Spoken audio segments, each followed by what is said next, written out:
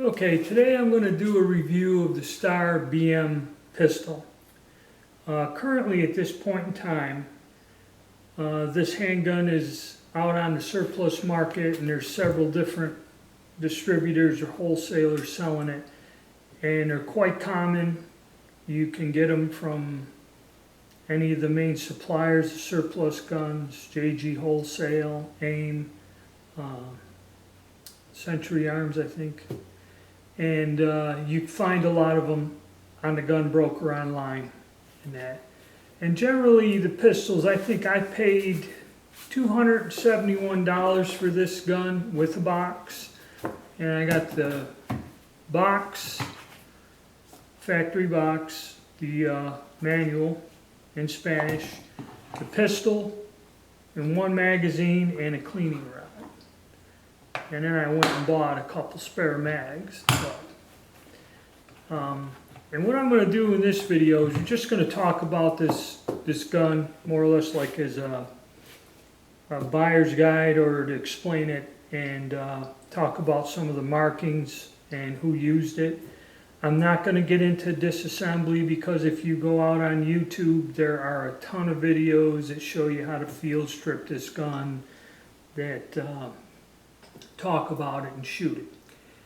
And I bought this gun a while back, in February. It's now July. I tried to make a few videos of me shooting it, and then what I'm going to do is I'm going to post that one I made in March, where I run several different types of ammunition through this gun. And I had a couple fails to feed with 147 grain lead bullet and with jacketed hollow points, and you'll see that in the video. You have to understand, this gun was made from I think 1972 until 1992, okay, and it was used by the Spanish National Police, or the Guard, Civil Guard, or whatever. I'm not quite sure how it's pronounced. And it was used in Rhodesia and South Africa. So they had 3 users. This particular pistol is slightly different. We'll go over that than like the Bs, Supers, BSs. But the closest thing to this is the Model B, and this is different than the B. All right, I'm going to rearrange the camera, get a close-up of this so we can take a look at it and discuss it. And then I'll have a little section where my wife tries it out yesterday, and then I'll have to edit it and just show the target at the end. It might not make sense, but I'll just edit the segment and show the brown paper target she was shooting at. And then I'll put a link to the video I'll upload after this, the one I made in March, that shows me running all the different ammunitions. Alright, here we have the pistol up close, and hopefully we can do this where you can see, I can get this to where you can see the markings on there. I don't have them highlighted. But what we have is a pistol that's very similar to the 1911 controls in that. It's got a 4-inch barrel and an 8-round magazine. The magazine release is like in the same place as the 1911. Okay, you have a slide stop, you have a safety here, manual safety. The only difference is, if you notice here, there's an extra notch, and if you watch the takedown videos, you use this for taking down the gun. This safety locks in this notch, and then you can get your slide stop out. And when you remove that, it strips down just like a 45 or a 1911. Now, where the difference of the BM as compared to the earlier Bs and the Supers, which is another totally different model, is when you do the takedown with this notch here. You won't find that on a B or an early A. They strip down much like a 1911. You have to go and push in on the bushing. The earlier Stars are just like a 1911. This is probably a later improvement where you use the safety and then that detent and everything in here. You won't find this on the other models. And like a Super has a totally different barrel recoil lug system and takedown lever here. Also, the other difference with the BMs, and again this is a later gun, like I said 72 they started manufacturing it, is the Extractor. Okay, is different than the A, Bs, the Supers have the older style Extractor, which is kind of inside the slide, where this one here is different. Okay, it's different than the Bs. And I believe this Extractor is a lot better designed than the older style. I mean, it's still pinned in there, probably with a spring behind it, but I think it's a heavier duty, more reliable. It looks thicker and heavier because I had on the other models, one of the problems I have is the Extractors either get chipped or they break. But also I do believe it is a design change, because you see where on the older guns where that Extractor comes that is cut out in the barrel here, that's somewhat of a different type of design than the earlier pistols. Would be the Supers, the Bs, the A, and that. So that's the difference with the BM compared to the older guns. And I think it's just progressive design changes in the pistol as it went along its production life. But like I said, there's a bunch of people that has a lot of different videos on taking this down, so I'm not going to get into that. Now, how these pistols or what it is these are more or less like not so much military surplus other than the police trade-in, is the different agencies that bought these guns back in the 70s. When they wanted to get newer guns from Star, they would trade in the old guns and I guess get some money for them and discount purchasing new orders. And that's where these guns kind of ended up or came from. Star went bankrupt in the 90s. It has been reformed and it still is in business today, but there's nothing that they import to the United States. But I guess they must have had stores of these old guns that they're selling to generate revenue. So the gun, as you see, and it is unloaded, okay, has a bushing in the front end here, much like the 45. But you disassemble it and take the slide off without doing the bushing change. I think you may be able to do that, but the instruction manual that comes with these guns, it's in Spanish, but it has diagrams, the safety, and it shows you how to disassemble the pistol. So, and plus there's about 15 videos on it. Now the strange thing about this gun is it's got like 3 different serial numbers on it. I'm hoping you can see down here by the mag release, there's a serial number. You can just barely see it.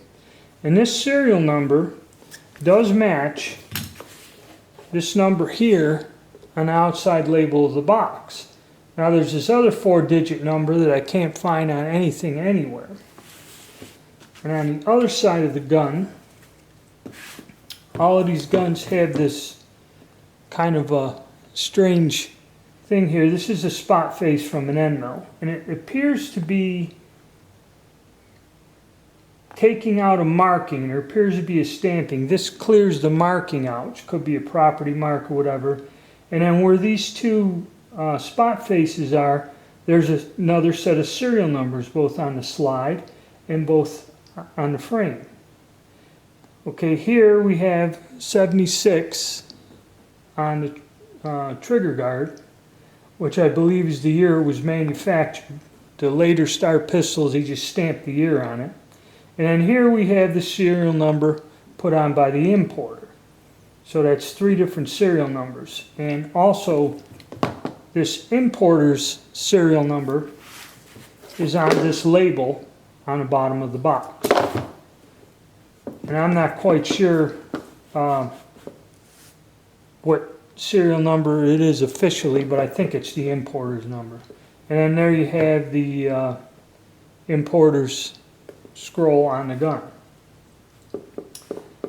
Now, like we said, it's got fixed sights. It's kind of standard sights. And single action only. And this gun also does have a magazine. Get it back in here. Magazine safety. Without the magazine, the gun won't fire. So it does have a magazine disconnect. Okay. And again, as usual with the Spanish pistols, the model BM is down there on the butt. Now, some of the older guns will have the serial number down here with the model number also. So the serial number is in a different place other than the older guns, the A's and the B's. And one interesting thing I found out about this pistol, and I don't know, I just noticed it. One of the main mechanical differences is when you apply this thumb safety, it disengages the sear, whereas on a 1911 it blocks the sear. And I've noticed with this back, if you push this up, the safety will stop part of the way here. It won't go all the way up into the notch. If you push this all the way up into the notch, and if you watch, the hammer will move slightly backwards. And then your safety, works. And you take it down, and then the gun will fire. Now, another weird thing I found, that if you don't push this up all the way, or if you do, push it up all the way, disengage. And then what you do is you just very slightly depress this, not all the way, just a little bit, and you'll see the hammer move. Okay, the hammer moved. Now this is still about halfway up the notch. Now if you pull the trigger at this point, you'll hear a click. You hear that click? And then when you throw the safety down, it drops the hammer into the half-cock position. I don't know if this is part of the design or just something I found on this gun. I was just fooling with it. And now the gun is on safe, the manual safety's off.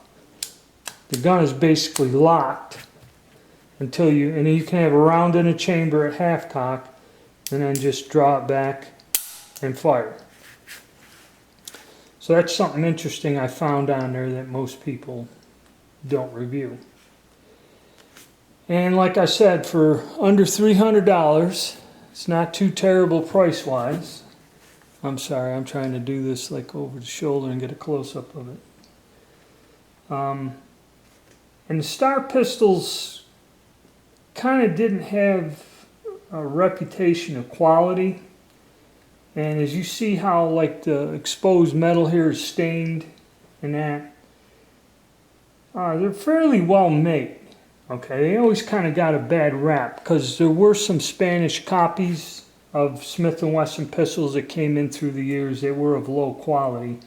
And it even lists in here that towards the end in the 90s, when there was financial hardships, they tried to speed up production or get production faster, and the quality finish of the guns and that kind of diminished over time until the companies, because of a certain financial situation in Europe at the time, a lot of these companies went into bankruptcy, Star, Astra, and so forth. But the gun handles well, fits good in the hand like a 1911. The only thing that I found that was a problem with this, and the only thing that detracts me from this, is when I choke up on this gun like this and get a hold of it, when I fire it, you can see there, the hammer has a tendency to pinch my skin or bite me right there and recoil. and you can see where the mark is. It tears the skin and I start bleeding. So that kind of forces me to get a bit of a lower grip on this gun. I have to handle it and, in other words, drop my hand down some more so it doesn't quite get me. And that's about the only thing that I found wrong with the gun or something about it. It's just, for me, I have to hold it a certain way, which kind of impacts the accuracy. You have to kind of adjust to it, get used to it, and that way it won't tear my hand up. But other than that, it functions well, and you'll see in the next video I run some ammunition through it. And like I said, it hung up on the heavy bullet. It hung up, I think, on the hollow points. And something people have to realize, guns like this that were manufactured in the 70s, 60s, and before, all your 9mm, all your 380, 32, they didn't have hollow point bullets for those guns. They were all full metal jacket bullets, and you'll find that some of these older guns don't like certain types of bullets and will have problems feeding them because the guns were never designed to use them. It was one of the distractions of selling some of these old military guns, is they won't function well with more modern or different shaped bullet, especially hollow points. So a lot of these old military guns don't like the shape of a hollow point bullet, and that could be problematic. Now when you go look for one of these, the dealer had like 3 or 4 of them. And I got this one, had some light wear to the bluing in that on there. And I picked this one out of the 3 or 4 because the finish was nice and it was in good shape overall. All of them came with the box, cleaning rod, and paperwork. But some of them, the finish was more worn than others. You have to remember, these are service guns. These are issued through a department. And, you know, people were issued a gun, carried it. It wasn't their personal property, so they didn't really care. And, you know, they're guns that were used every day by the police and holstered, carried. So they get worn. And some of them are in worse shape than others. You know, some of them, most of the finish is gone on them and that. But this one here was in pretty good shape. And I didn't do too bad. So that's something else to consider. If you're ever going to buy one of these, it's always best to go to a dealer or somebody that has 2 or 3 examples and buy the one that looks cosmetically nicer. When you order online and that, you can pay the $10 or $20 for hand select.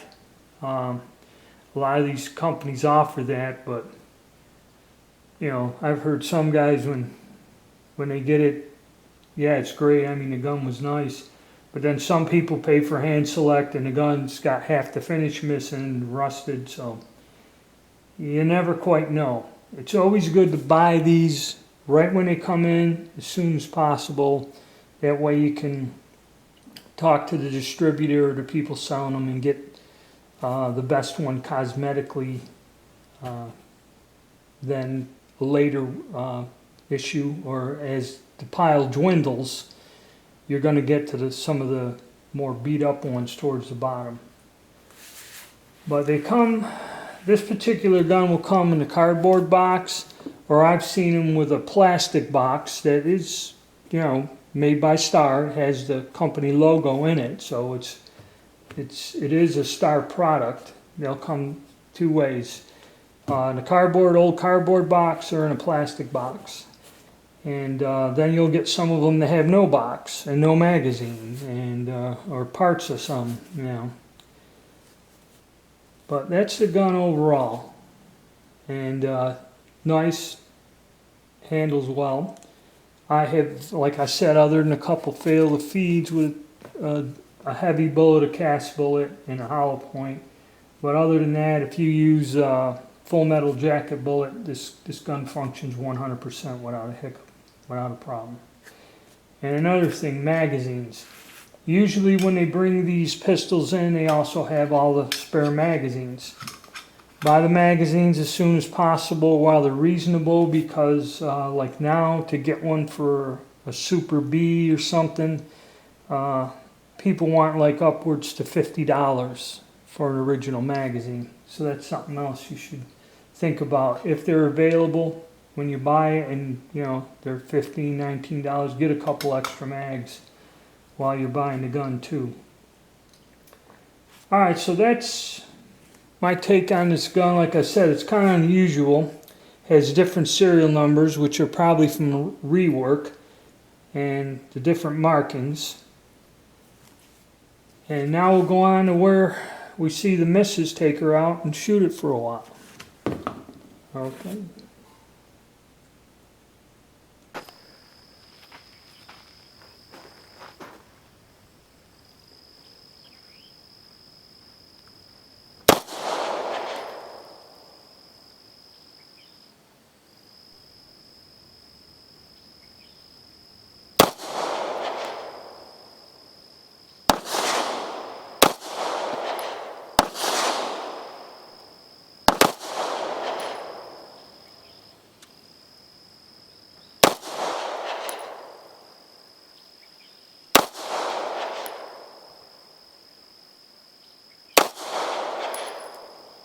Alright, you're empty.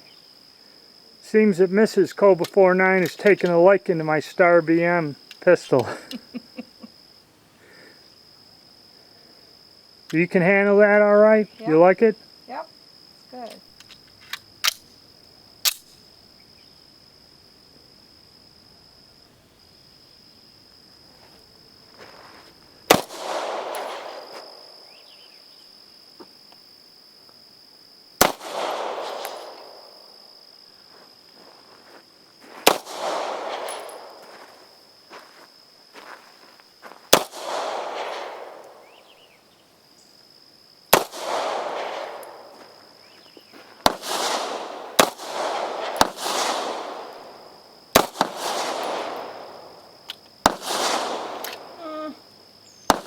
What? Shooting low.